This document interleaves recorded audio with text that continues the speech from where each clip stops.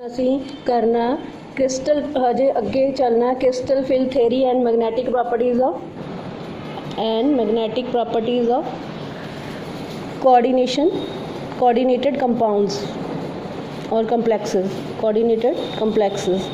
ਇਹਦੇ ਵਿੱਚ ਆਪਾਂ ਦੇਖਿਆ ਸੀਗਾ ਕਿ ਲਾਈਗੈਂਡ ਜਿਹੜੇ ਆ ਅਗਰ ਆਪਾਂ 6 ਲੈਂਦੇ ਆ ਔਰ ਆਕਟਾਹਾਈਡਰਲ ਫੀਲਡ ਹੋਗੀ ਮੈਟਲ ਵੀ ਸੇਮ ਲਈ ਔਰ ਆਕਸੀਡੇਸ਼ਨ ਸਟੇਟ ਵੀ ਸੇਮ ਲਈ ਬਟ ਲਾਈਗੈਂਡ ਦਾ ਨੇਚਰ ਡਿਫਰੈਂਟ ਸੀ ਤਾਂ ਕ੍ਰਿਸਟਲ ਫੀਲਡ ਸਪਲਿਟਿੰਗ ਡਿਫਰੈਂਟ ਸੀ ਤਾਂ ਆਪਾਂ ਦੇਖਿਆ ਸੀ ਅਮੋਨੀਆ ਦੀ ਅਮੋਨੀਆ ਕਾਜ਼ ਕਰਦਾ great crystal field splitting as compare to pairing energy ਤਾਂ ਓਬਵੀਅਸਲੀ ਉਹਦੇ ਵਿੱਚ ਅਨਪੇਅਰਡ ਇਲੈਕਟ੍ਰੋਨ ਨਹੀਂ ਹੋਣਗੇ ਔਰ ਇਲੈਕਟ੍ਰੋਨ ਪੇਅਰਡ ਅਪ ਹੋ ਜੂਗੇ ਕ੍ਰਿਸਟਲ ਫੀਲਡ ਸਪਲਿਟਿੰਗ ਜ਼ਿਆਦਾ ਹੈ ਪੇਅਰਿੰਗ એનર્ਜੀ ਘੱਟ ਹੈ ਤਾਂ electron try to be pair up ਤਾਂ ਇਲੈਕਟ੍ਰੋਨ ਪੇਅਰ ਅਪ ਹੋ ਜਾਂਦੇ ਆ ਤਾਂ ਮਤਲਬ ਸਟਰੋਂਗ ਫੀਲਡ ਦੇ ਵਿੱਚ ਸਟਰੋਂਗ ਲਾਈਗੈਂਡ ਦੀ ਪ੍ਰੈਜ਼ੈਂਸ ਵਿੱਚ ਕ੍ਰਿਸਟਲ ਫੀਲਡ ਸਪਲਿਟਿੰਗ ਜ਼ਿਆਦਾ ਹੁੰਦੀ ਹੈ as compare to pairing energy so obviously electron try to be get paired up so you will get low spin ਔਰ ਡਾਇਮੈਗਨੈਟਿਕ ਕੰਪਲੈਕਸ ਠੀਕ ਆ ਜਦ ਕਿ ਆਪਾਂ ਦੇਖਿਆ ਸੀ ਫਲੋਰਾਈਡ ਆਇਨ ਜਿਹੜਾ ਆਪਾਂ ਜਦੋਂ ਲਿੱਤਾ ਲਾਈਗੈਂਡ ਹੈਗਜ਼ਾ ਫਲੋਰੋ ਕੋਬਾਲਟੇਟ 3 ਆਇਨ ਦੇ ਵਿੱਚ ਤਾਂ ਤੁਸੀਂ ਦੇਖਿਆ ਸੀ ਕਿ ਉਹ ਵੀਕ ਲਾਈਗੈਂਡ ਆ ਵੀਕ ਕ੍ਰਿਸਟਲ ਫੀਲਡ ਸਪਲਿਟਿੰਗ ਕਾਜ਼ ਕਰਦਾ ਸਮਾਲ ਕ੍ਰਿਸਟਲ ਫੀਲਡ ਸਪਲਿਟਿੰਗ ਕਾਜ਼ ਕਰਦਾ obviously that will result into matlab pairing energy will be more than the crystal field splitting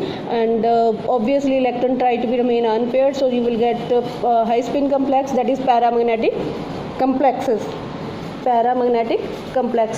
ਸੋ ਬੇਟਾ ਹੁਣ ਅਸੀਂ ਗੱਲ ਕਰਨੀ ਆ ਅੱਗੇ ਕਿ ਮੈਂ ਡਿਫਰੈਂਟ ਕੰਪਲੈਕਸ ਲੈਣ ਲੱਗੀ ਹਾਂ ਕੋਆਰਡੀਨੇਟ ਕੰਪਲੈਕਸ ਅਤੇ ਉਹਨਾਂ ਦੀ ਆਕਟਾਹਾਈਡਰਲ ਕੰਪਲੈਕਸ ਹੀ ਲੈਣ ਲੱਗੀ ਹਾਂ ਤਾਂ ਓਬਵੀਅਸਲੀ ਉਹਨਾਂ ਦੀ ਕ੍ਰਿਸਟਲ ਫੀਲਡ ਸਟੇਬਲਾਈਜੇਸ਼ਨ એનર્ਜੀ ਦੀ ਗੱਲ ਕਰਾਂਗੇ ਪੇਅਰਿੰਗ એનર્ਜੀ ਦੀ ਗੱਲ ਕਰਾਂਗੇ ਕਿ ਹਾਈ ਸਪਿਨ ਹੋ ਗਏ ਲੋ ਸਪਿਨ ਹੋ ਗਏ ਠੀਕ ਆ ਜੀ ਸੋ ਪਹਿਲਾਂ ਮੈਂ ਕੰਪਲੈਕਸ ਲੈਣ ਲੱਗੀ ਹਾਂ ਹੈਗਜ਼ਾ ਫਲੋਰੋ ਕੋਬਾਲਟੇਟ 3 ਆਇਨ ਠੀਕ ਆ ਜੀ ਇਹ ਕੰਪਲੈਕਸ ਆ ਕੋਆਰਡੀਨੇਟ ਕੰਪਲੈਕਸ ਆ ਠੀਕ ਆ ਬੇਟਾ ਅਤੇ ਫਿਰ ਅਸੀਂ ਲੈਣਾ ਇਹਦੀ ਕੌਨਫੀਗਰੇਸ਼ਨ ਆਈ ਮੀਨ ਟੂ ਸੇ ਕਿ ਅਸੀਂ ਵੈਲੈਂਸ ਸ਼ੈਲ ਇਲੈਕਟ੍ਰੋਨਿਕ ਕਨਫੀਗਰੇਸ਼ਨ ਦੇਖਣੀ ਹੈ ਸਾਨੂੰ ਪਤਾ ਹੈ D6 ਸਿਸਟਮ ਆ ਆਕਟਾਹਾਈਡਰਲ ਕ੍ਰਿਸਟਲ ਫੀਲਡ ਸਪਲਿਟਿੰਗ ਇਨ ਸੈਂਟੀਮੀਟਰ ਇਨਵਰਸ ਇਹਦੀ ਹੋਣੀ ਆ 13,000 ਸੈਂਟੀਮੀਟਰ ਇਨਵਰਸ ਪੇਅਰਿੰਗ એનર્ਜੀ ਜਿਹੜੀ ਆ ਬੇਟਾ P ਪੇਅਰਿੰਗ એનર્ਜੀ ਜਿਹੜੀ ਆ that again in centimeter inverse that is 21,000 centimetre inverse high spin ਹੋਊਗਾ ਕਿ ਲੋ ਸਪਿਨ ਹੋਊਗਾ complex so it will be high spin complex then ਬੇਟਾ ਆਪਾਂ ਲੈਣਾ hexa amine cobalt 3 ion again ਇਹਦੀ D6 ਕਨਫੀਗਰੇਸ਼ਨ ਆ crystal field splitting is very high that is 23,000 centimeter inverse and pairing energy 21,000 centimeter inverse it is low spin complex so another example you can take hexa aqua iron 2 ion again it is D6 configuration crystal field splitting is 10,400 centimeter inverse and pairing energy is more 17,600 so electron try to be remain unpaired so you will get high spin complex data to clear up pairing energy here ज़्यादा ਇੱਥੇ pairing energy ज़्यादा crystal field octahedral crystal field splitting ਤੋਂ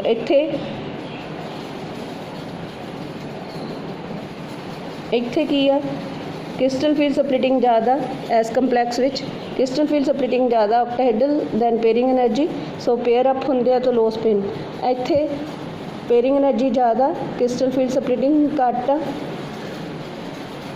ठीक है जी so you will get high spin हुण इदां ही बेटा आपां एग्जांपल लैन लगे हां हैगज़ा साइनोफेरेट 2 आयन ठीक है जी ਇਹਦੀ भी D6 कन्फिगरेशन है ਇਹਦੀ crystal field splitting is very high 32,850 centimeter inverse while pairing energy is only 17,600 centimeter inverse so beta pairing energy crystal field splitting ज़्यादा pairing energy घट so electron try to be remain get paired up so you will get low spin complex clear है ਇੱਦਾਂ ही तुसी explain करना है so number of unpaired electron ਜਿਹੜੇ ਆ in a given coordinate complex can be easily predicted if we know whether the complex is high spin or low spin complex so ਅਸੀਂ ਦੱਸ ਸਕਦੇ ਹਾਂ the number of unpaired electron the number of unpaired electron in a given coordinated complex,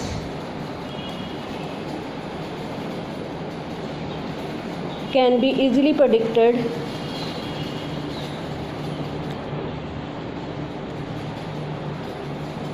gas कर सकते बेटा तुसी if we know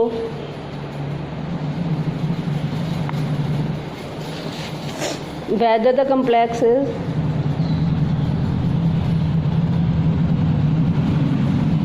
high spin complex or low spin. clear ਹੁਣ बेटा इत्थे मैं तुहानूं दिखा दिंदी हाँ कि number of unpaired electron for octahedral and tetrahedral complexes. इधर है बेटा इलैक्ट्रॉनिक कन्फिगरेशन नीचे की तरफ ये है ऑक्टाहेड्रल T2G EG ਉਹਦੀ configuration then number of unpaired electron tetrahedral ET2 and number of unpaired electron. बेटा ਇਹਦੇ ਵਿੱਚ ਆਪਾਂ अगर D1 कन्फिगरेशन ਲੈਂਦੇ ਆ T2G ਕੀ ਹੋ ਗਿਆ T2G 1 प्लस 0 EG 0 प्लस 0 सो ये को नंबर ऑफ अनपेयर्ड इलैक्ट्रॉन 1 होना इत्थे E1 plus 0 configuration T2 0 plus 0 number of unpaired electron 1। बेटा अगर आप D2 कन्फिगरेशन लैने D2 कन्फिगरेशन तो T2G की आ जाएगा बेटा T2G 1 plus 1 plus 1 plus 1 plus 0 EG 0 plus 0 so obviously there are 2 unpaired electron. अगर T2 है ना बेटा इत्थे टेट्राहेड्रल ज्योमेट्री है तो ऑब्वियसली ਉਹਦੀ कन्फिगरेशन की हो जानी E1 प्लस 1 T2 1 0 प्लस 0 ठीक है जी। So number of unpaired electron 2 हो जाओगे। When D3 configuration in octahedral field तो कन्फिगरेशन हो जानी है T2G 1 प्लस 1 EG की हो गया बेटा 0 plus 0 number of unpaired electron 3 हो गया। जो टेट्राहेड्रल है तो आह बेटा ਇਹਦੇ ਵਿੱਚ ਆ ਇਲੈਕਟ੍ਰੋਨ ਜਿਹੜਾ ਆ ਇੱਕ ਇਹਦੇ 'ਚ ਜਾਏਗਾ ਇਹਦੀ कन्फिगरेशन हो जाएगी E1 प्लस 1 क्योंकि हमेशा हाई स्पिन कम्प्लैक्स मिलना है tetrahedral E1 plus 1 T2 1 plus 0 it comes out to be 3 number of unpaired electron comes out to be 1 2 3 ठीक है बेटा। हुण D4 ਦੇ ਵਿੱਚ दो पॉसिबिलिटी है जे तो क्रिस्टल फील्ड स्प्लिटिंग है ना दो पॉसिबिलिटी है जे pairing energy crystal field octahedral जेड़ा क्रिस्टल फील्ड स्प्लिटिंग ज़्यादा पेयरिंग एनर्जी नालों तो चौथा इलैक्ट्रॉन T2G पेयर्ड अप हो जाएगा तो कन्फिगरेशन की हो जाएगी T2G 2 plus 1 EG 0 plus 0 it comes out to be number of unpaired electron 1 plus 1 2। अगर crystal field splitting octahedral pairing energy नालों घट आ तो इलैक्ट्रॉन जेड़ा E सेट ऑफ ऑर्बिटल च जाएगा तो कन्फिगरेशन की होगी T2G 1 प्लस 1 आ देखो 3 चौथा इलैक्ट्रॉन के च गया EG 1 plus 0 number of unpaired electron कितने हो गए 4 इत्थे ये जड़ा नंबर ऑफ इलैक्ट्रॉन 4 हो गए। हुण इत्थे आ जाओ टेट्राहेड्रल हाई स्पिन कंप्लैक्स ही मिलना E दे विच एक इलैक्ट्रॉन गया DX² माइनस Y² ते DZ² भी एक इलैक्ट्रॉन गया। उस तो बाद बेटा आप 1 प्लस 1 हो गया फिर T2 च चला गया है ना एक इलैक्ट्रॉन फिर अगला फिर अनदर T2 च चला गया DXY DYZ है ना अनदर 0 तो ये को नंबर ऑफ अनपेयर्ड इलैक्ट्रॉन कितने हो गए 4। D5 अगेन दो पॉसिबिलिटी है जे क्रिस्टल फील्ड स्प्लिटिंग ज़्यादा है पेयरिंग एनर्जी नालों तो electron try to be paired up so 5 है तो पहला 3 T2G 3 इलैक्ट्रॉन गया चौथा पेयर अप हो गया पंजवा भी पेयर अप हो गया सो अनपेयर्ड इलैक्ट्रॉन एक हो गया ये तो कन्फिगरेशन की होगी T2G 2 plus 1 EG 0 plus 0 so number of unpaired electron is 1। another possibility is कि crystal field splitting घट होए पेयरिंग एनर्जी नालों तो electron try to remain unpaired तो फिर की होगा बेटा T2G एक इलैक्ट्रॉन जाएगा ट्रिपली डीजनरेट 1 प्लस 1 फिर एक EG च गया अनदर EG च गया सो 1 plus 1 number of unpaired electron total कितने हो गए 5 क्लीयर। सो ये गल होगी हुण इसी तरह D5 जिहड़ा है सॉरी जे D5 कन्फिगरेशन है तो हाई स्पिन कंप्लैक्स ही मिलना टेट्राहेड्रल फील्ड दे विच तो इहदी कन्फिगरेशन की होगी 1 plus 1 T2 1 plus 1 plus 1 number of unpaired electron कितने हो गए 5 बेटा। इदां ही तुसी D6 ते आओगे, D7 ते आओगे, D8 ते D9 D10 clear. These are the configuration for low spin and A is the for low spin and B is the configuration for high spin. इन्ना क्लीयर बेटा। हुण बेटा असीं न्यूमेरिकल कड्ढने है ना। न्यूमेरिकल की है, न्यूमेरिकल की है बेटा, calculate the number of unpaired electron in the following: cobalt 3 octahedral strong field, Fe3 octahedral weak field and chromium octahedral strong field. पहले आप कोबाल्ट ले लिए, पहली एग्जाम्पल केड़ी है कोबाल्ट 3 ऑक्टाहेड्रल स्ट्रॉन्ग फील्ड। पहला कोबाल्ट का एटॉमिक नंबर हुंदा 27, ठीक है जी। 3D7 4s2 कोबाल्ट 3 आयन होएगा तो बेटा 2 इलेक्ट्रॉन ये जो पूरा शेल निकल गया। और D3D6 मतलब ये केड़ी कन्फिगरेशन होगी D6 कन्फिगरेशन होगी यदि, ठीक है। इसी तरह तुम लिखोगे इन वर्ड्स। फिर बेटा हुण आपां ड्रॉ करना है एनर्जी इधर नूं वधनी है and you will write a free cobalt 3 ion दे लई डी जनरेसी जिहड़ी है डी ऑर्बिटल दी रहिंदी है।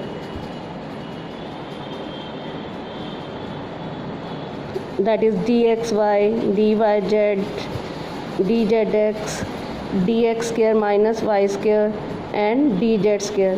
तो बेटा कितने इलेक्ट्रॉन सी D6 सिस्टम सी 1 2 3 4 5 Hund's rule of maximum multiplicity 6वां पेयर अप हो गया। फिर 6 octahedral field strong field 6 ligand approach किए तो उन्होंने एनर्जी इन्हें डी जनरेट ऑर्बिटल की रेज करती। Energy of d orbital, all 5 d orbitals of cobalt 3 ion is raised by spherical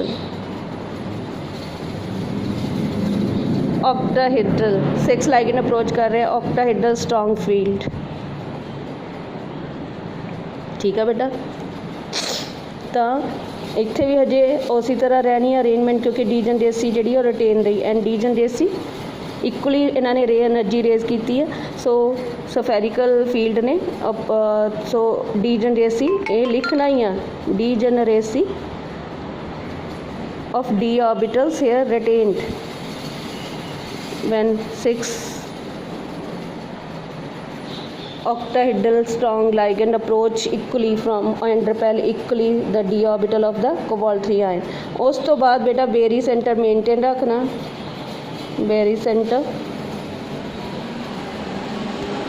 सानू पता की होना है T2G हुण स्ट्रॉन्ग फील्ड है T2G अगर 4D हुआ it is split up into 2 set of orbital T2G dxy dyz dz and इत्थे एनर्जी रेज कितनी होनी है +6 dq के दी बेटा Eg set of orbital the that is gx square minus y square. इदा ही लिखना बेटा बुक्स विच थानू ये नहीं मिलना -4 dq। हुण बेटा इलैक्ट्रॉन फिल करने आपां हुण क्या कि स्ट्रॉन्ग फील्ड है डेल्टा O ग्रेटर है than pairing energy. Electron try to be remain paired up 1 2 3 4 instead of getting remain unpaired they try to be paired up। so number of unpaired electron here is 0। number of unpaired electron